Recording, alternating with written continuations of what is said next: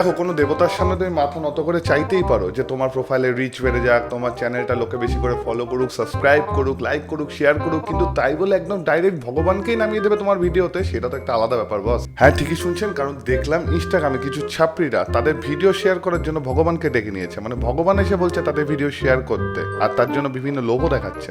তো আশা করবো আপনারা আপনাদের জীবনের কিছুটা মূল্যবান সময় দিয়ে এই ভিডিওটা দেখবেন এবং আপনারা বুঝতে পারবেন কেন এই ভিডিওটা আমি বানাচ্ছি। ভিডিও শুরুতে একটা ফাঁকা জমির মধ্যে একটা ছেলে বসে আছে। চলুন আপনারাই গেস করুন যে এই ভিডিওটা কি হতে পারে। আগে বুঝতে পারছেন না তো? চলুন দেখে নিন আপনারা।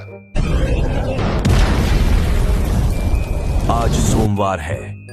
मैं महादेव कहता हूँ कि जो भी भक्त मुझे अभी के अभी लाइक करके अपने 2 दोस्तों के पास शेयर करेगा, मैं उस প্লেনে গিয়ে এখনো গ্রিন স্ক্রিনে অংশটা লেগে আছে, ওগুলো আমি বাদই দিলাম। কিন্তু ভাবুন, ওরভাবে একটা প্লেন ক্র্যাশ হলো, তারপর ওর মধ্যে থেকে ভগবান বেরিয়ে গিয়ে মানে কি ওদের ভিডিও শেয়ার করতে বলছে। মহাদেবকে নিয়ে যা শুরু করেছে ওরা, মানে একটা পুকুরের মধ্যে শিব ঠাকুর নাকি সাপ সেজে আসছে।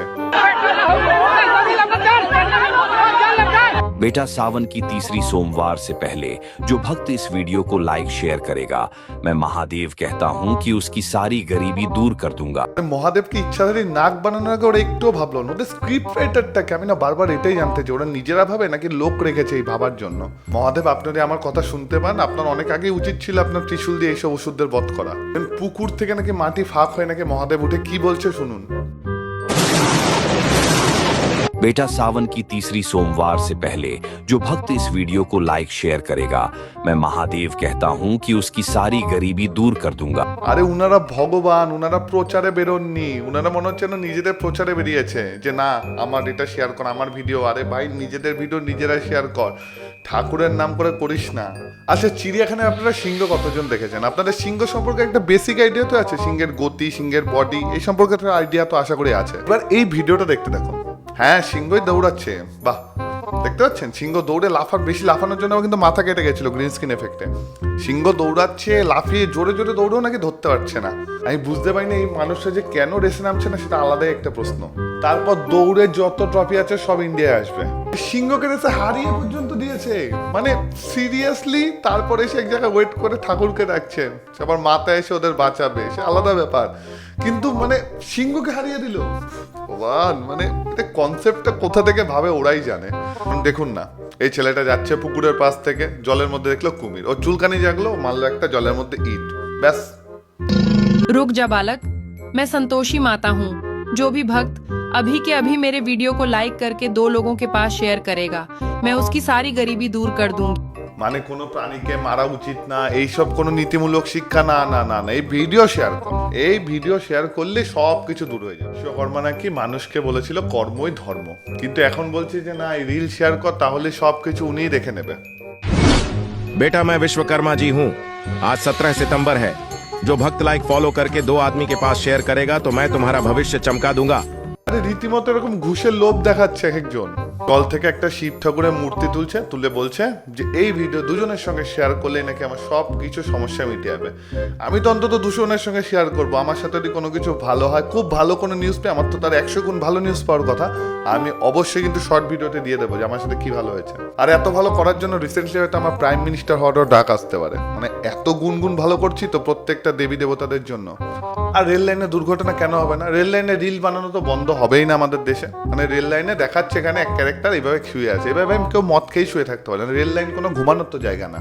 ট্রেন আসছে, তো ভাবলাম ভগবান যখন এসছে কি হবে, ভগবান এসছে এখন, ভগবান হয়তো তার ভক্তকে তুলে দেবে, জাগিয়ে দেবে যে এখানে শোষ নেই, এইসব ব্যাপারে বোঝাবে। কিন্তু না না না,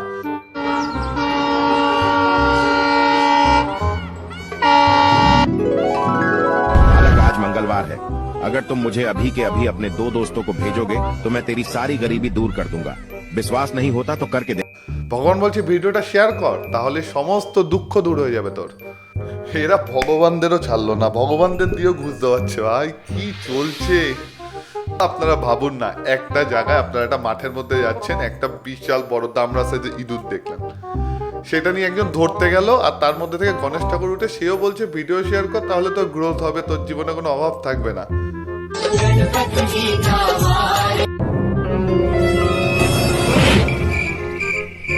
बेटा, बेटा 7 सितंबर का गणेश चतुर्थी आ रहा है। जो भक्त इस वीडियो को लाइक करके शेयर करेगा तो मैं तुम्हारी मनोकामना पूरी कर दूंगा। ভগবান এখন এসে ভালো পথে চল, সৎ পথে চল, এইসব আর কিছু বলছে না, শুধু ভিডিও শেয়ার করতে বলছে। লাইক কর, শেয়ার কর, সাবস্ক্রাইব কর।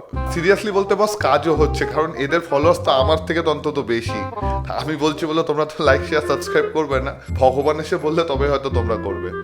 হ্যাঁ মানছি, যদিও একটা বেসিক পার্থক্য আছে, আমি কাউকে ছোট না করেই বলছি, ওদের অডিয়েন্স আর আমার অডিয়েন্সের মধ্যে একটা বেসিক পার্থক্য আছে। টায়ার 1, টায়ার 2, টায়ার 3 একটা ব্যাপার তো রয়েই যায় না। মানে ক্যান ইউ ইমাজিন নৌকায় করে একটা এত বড় নৌকার থেকে বড় একটা কাক আসছে, মানে আচ্ছা মেনে নিলাম এটা হয়তো কোনো আগে পৃথিবীতে এরকমই কোনো বড় একটা কাক কোথাও মিউটেশনে তৈরি হয়ে গেছে, মেনেও নিলাম। কিন্তু এত বড় কাক যদি তুমি দেখো, তুমি কি করবে সবার আগে? আরে ভাই দৌড়ে পালাবে। ওই ছেলেটাও ধরতেও যাচ্ছে ওই কাকটাকে, ভাই তোকে নিয়ে উড়ে যাবে ও।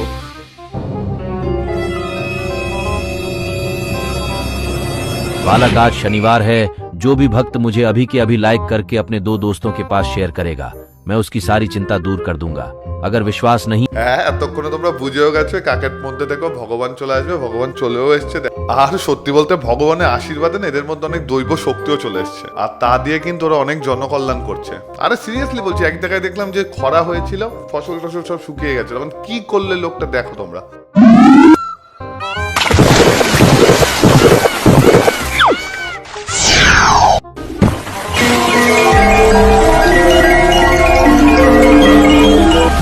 দেখেছো পারবে এরকম? তোমরা পারবে তোমাদের নিজেদের মাথা এরকম উঁচু করে? পারবে না। আসলে এ কি করেছিল বলতো, আমার ভিডিওগুলো শেয়ার করতো, তাই জন্য এর মধ্যে শক্তিতে চলে এসছে। তোমরাও ট্রাই করে দেখো, তোমাদের মধ্যে এই শক্তি আসবে। আরে চলো আরেকটা দেখাচ্ছি তোমাদের। কি ভাবলে সিংহকে খেয়ে ফেলবে, ওকে মেরে ফেলবে? বললাম না, না। কারণ কি বলতো, ও আমার ভিডিও শেয়ার করেছিল। এইবার দেখো ওর কি শক্তি এসছে।